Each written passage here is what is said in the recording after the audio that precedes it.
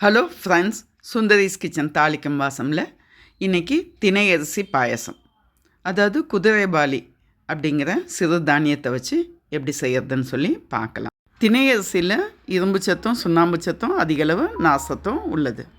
தினை அரிசி 1 கப்பு, பாசிப்பருப்பு 1/4 கப்பு, வெல்லம் 1/2 கப் அளவுக்கு, தேங்காய் பால் 1 கப் அளவுக்கு, ஏலக்காய் தூள் கொஞ்சமாக, தேங்காய் பூ அதே மாதிரி ஒரு 4 டீஸ்பூன் அளவுக்கு, கொஞ்சம் பொடிச்சு வச்ச பிஸ்தா, முந்திரி, திராட்சை, இவ்வளோ தான் இந்த பாயசத்துக்கு தேவையானது.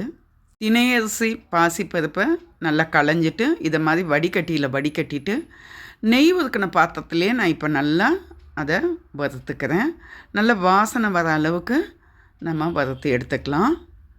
சின்ன குக்கரில் 1 கப்புக்கு 4 கப் அளவு அப்படிங்கிற மாதிரி 1:4ன்னு சொல்லி தண்ணி வச்சு, அந்த தண்ணியில் இந்த வறுத்த தினை அரிசியும் பாசிப்பருப்பையும் போட்டு ஒரு 5 விசில் விட்டு எடுத்திருக்கேன். நல்லா இதை மாதிரி குழஞ்சி இருக்கணும்.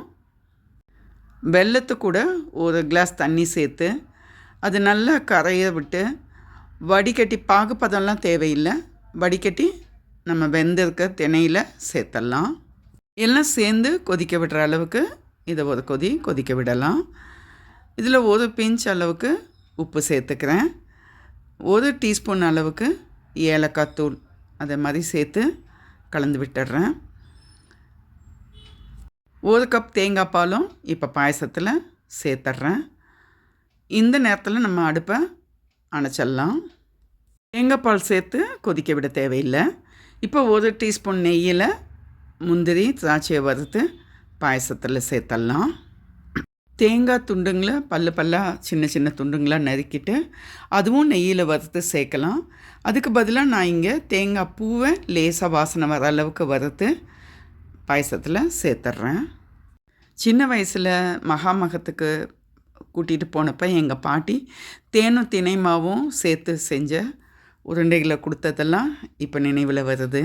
முருகப்பெருமானுக்கு பிடிச்சதாக சொல்லப்படுற திணையில் ஏதாவது ஒரு பிரசாதம் செய்து சஷ்டி, கார்த்திகை விரதம், தைப்பூசம் இந்த மாதிரி நாட்களில் வழிபடுறது சிறப்பு. சுவையான அருமையான தினை பாயசம் தயாராகிடுச்சு. நீங்களும் செய்து பாருங்கள். இந்த வீடியோ பிடிச்சிருந்தா லைக் பண்ணுங்கள், ஷேர் பண்ணுங்கள், சப்ஸ்கிரைப் பண்ணுங்கள். நன்றி, வணக்கம்.